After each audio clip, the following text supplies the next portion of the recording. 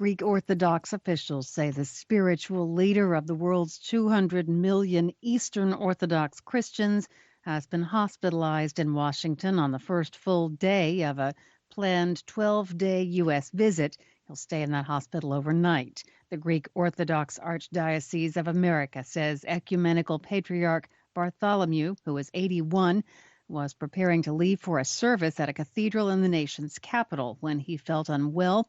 The Archdiocese says Bartholomew was advised by his doctor to rest and go to a local hospital for observation. Later, the Archdiocese said the Patriarch was feeling well. He's expected to be released from the hospital on Monday. An Israeli government ministry said Sunday that Israel plans to build more residences for Jewish settlers in the occupied West Bank, adding to those announced in August by the new ruling coalition. It says 1,355 homes adds to the more than 2,000 residences, which defense sources said in August would be authorized for settlers in the West Bank. Final approval is expected from the defense ministry this week for those homes.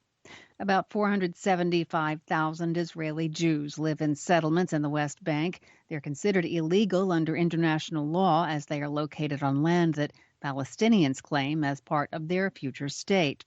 Israel has occupied the West Bank since the Six-Day War of 1967. It exercises full administrative control over much of the territory where more than 2 million Palestinians live.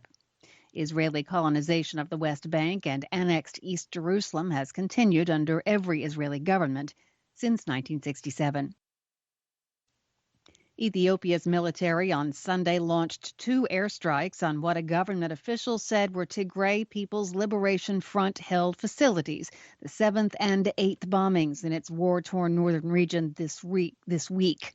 The strikes far west from the regional capital, Mekelle, signal the military is potentially widening its campaign of aerial bombardments, which has drawn international rebukes and disrupted UN flights to the famine-threatened region. An Ethiopian government spokeswoman says one airstrike hit a TPLF training and military command post, while another destroyed a separate facility used to manufacture military equipment as well as fake military uniforms used by TPLF combatants. There was no immediate response from the TPLF, which has condemned earlier strikes as evidence of the government's disregard for civilian lives. The U.S. State Department has confirmed that Russians hoping to apply for an immigrant visa to the United States are now required to travel to Poland, to the U.S. Embassy in Warsaw. The State Department said the change is in response to restrictions on the size of the U.S. Embassy's staff in Russia. That development came amid unresolved U.S.-Russian tensions and tit-for-tat expulsions that have resulted in Russia-imposed limits on the size of the U.S. diplomatic staff in Moscow. Russian Foreign Ministry spokeswoman Maria Zakharova responded to the change on the Telegram social media platform. She said America has turned what should be a routine technical procedure into, in her words, a real hell. The State Department pinned the blame squarely on Moscow, saying the reduced staffing size in Moscow does not allow for routine visa or U.S. citizen services. Britain's hospitals are already struggling to cope with an influx of patients ahead of an anticipated winter crisis. This, according to a senior emergency medicine expert on Sunday.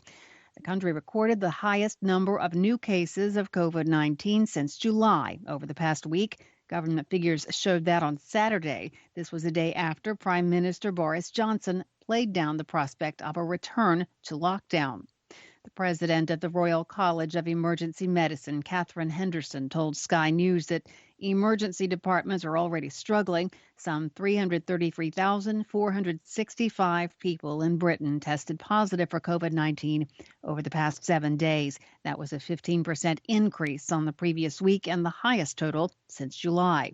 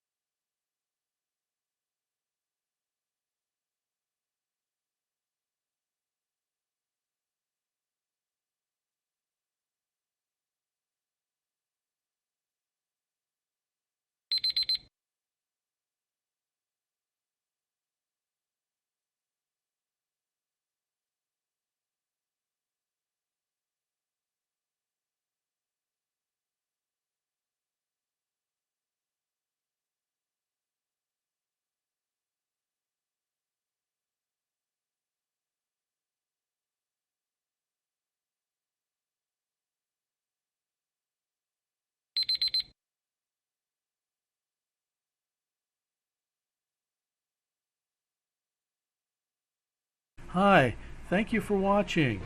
I hope the videos are useful for you. Please subscribe to my channel using the button below.